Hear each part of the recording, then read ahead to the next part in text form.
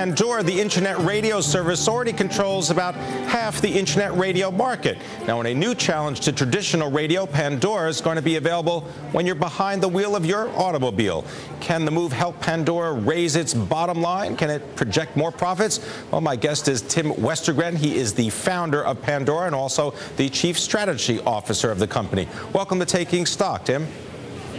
Thanks. Nice to be here. Now, just can you explain for those of us too old to figure out exactly how to use Pandora, exactly what is it and how did you come up with the idea? Sure. It's actually very simple. It's personalized radio. So it allows you to create radio stations based on your favorite songs and artists. You type in a song or an artist into Pandora and hit create, and it starts playing music for you.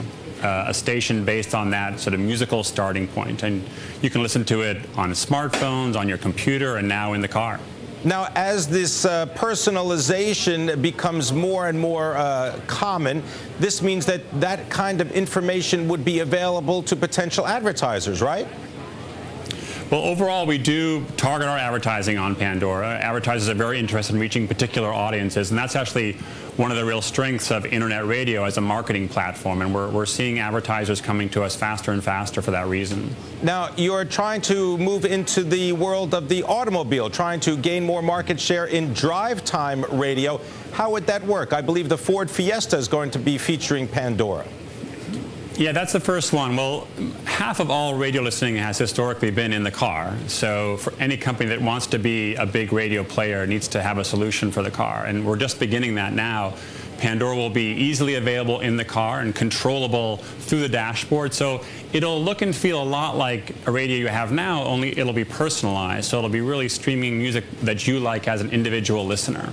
Now, what kind of reception have you gotten so far from advertisers? I know that, for example, Whole Foods is an advertiser, as well as Hallmark, and they've been able to actually tailor some of their campaigns to specific types of users. Sure. Well, advertisers are really, I think, beginning to discover Pandora. 45 of the top 50 advertisers on the web are on advertising on Pandora right now. And it ranges from apparel companies to alcohol, packaged goods, technology companies. Really, they're all coming on board. And I think it's a combination of an incredible advertising platform that can target, that can reach people from the morning through the evening, weekdays and weekends, as well as the size of our audience. We have 65 million listeners just in the U.S. Now, can you give us a little bit of background on Pandora? This is a company that you founded in 2000, and you've had to actually pay for the use of a lot of the music because right now the audience doesn't pay. How has that worked out?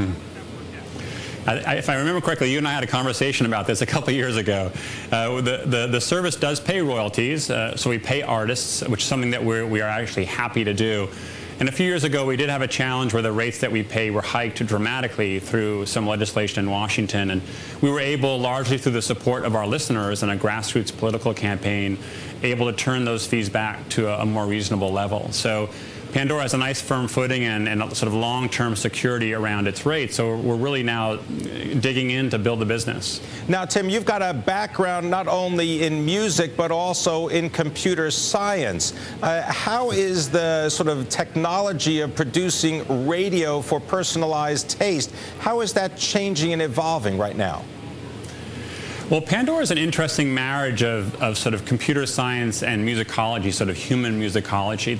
The underlying data that drives Pandora is something called the Music Genome Project, and it's this hand-built musical taxonomy, if you will, kind of a big collection of musical DNA that allows us to, I think, intelligently connect one song to another and build playlists that have sort of musical relevance. That's how Pandora is so quickly and easily personalizable. So you type in one song, one artist, Pandora scans this enormous database and can instantly deliver you sort of on-target listening.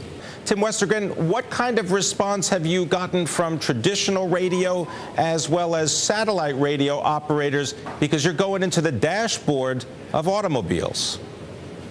Well, I think internet radio is still a relatively small piece of the puzzle, and I think there's room for all types of radio. But in terms of our growth, I think we're seeing amongst consumers, as people are discovering this new version of radio, something that's personalized, I think they're finding it a really attractive option. And we're growing very, very quickly, as is our category. So I think we'll soon be everywhere broadcast radio is. Now, the smartphones and the popularity of smartphones has really propelled Pandora. Is that where the future is, not only in the dashboard of the automobile, but in the increasing adoption of smartphone technology? Yeah, really, smartphones have been the big game changer for us. We launched on the iPhone a couple years ago.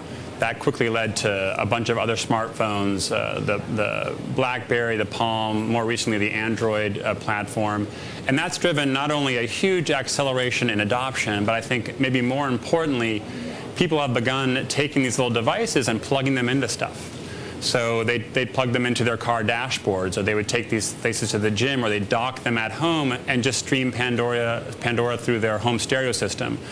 And it's meant that Pandora has became almost overnight a truly anytime, anywhere experience. And on the heels of that, now over 200 consumer electronics devices are embedded with Pandora. So it's really becoming something you can listen to just about any time, anywhere, and that's largely thanks to smartphones. Now, Tim, you know, previously on the program we had Dr. Dre and Jimmy Iovine of Interscope Records. They were producing new types of headphones because they feel that with all these new gadgets that you describe, smartphones, that those little earbuds, that they don't do the sound justice.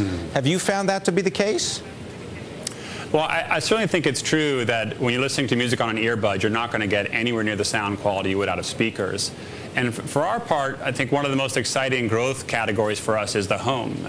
About 35% of all radio happens in the home, and Pandora is developing a whole suite of relationships there where you can stream Pandora essentially through your stereo system. So it might be through a Blu-ray player or through a flat screen TV or some kind of connected stereo device, and you're listening to it then with a full speaker system. It kind of makes Pandora really hum.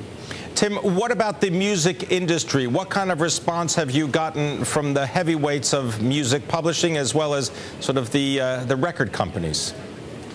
Well, that's evolved over time. There was a time a couple of years ago when we were quite adversarial around the licensing rates, but I think now the industry's understood that Pandora is a good actor here, that we drive sales and drive exposure. We're a payer of royalties, unlike other forms of radio, namely broadcast.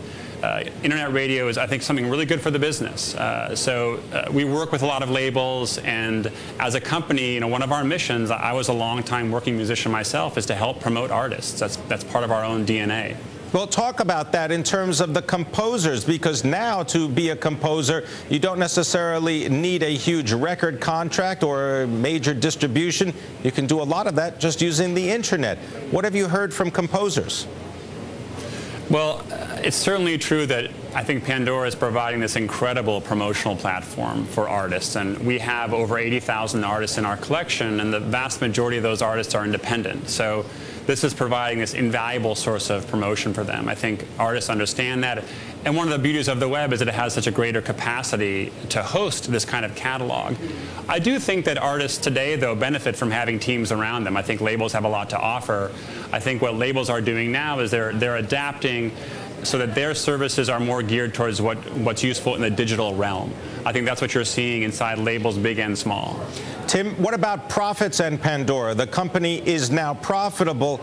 When do we get maybe an IPO? Well, for a company in our position, a public offering might become one of the mechanisms we can take advantage of. But I think, you know, we're wisest to focus just on growth. We have this incredible opportunity in front of us right now, where there's this migration that's accelerating from broadcast radio to web radio, you know, from broadcast radio to personalized radio. And we're just 100% focused on that, focused on growth, and we'll see what comes. Tim Westergren, what are you listening to right now on Pandora? Gosh, I'm all across the board. I listen to jazz, funk, blues, pop music. I'm a piano player, so I'm a little bit, I have some preference for piano-based music, but I'm really all across the map. All right, I want to thank you very much, Tim Westergren. He's the founder of Pandora and the company's chief strategy officer.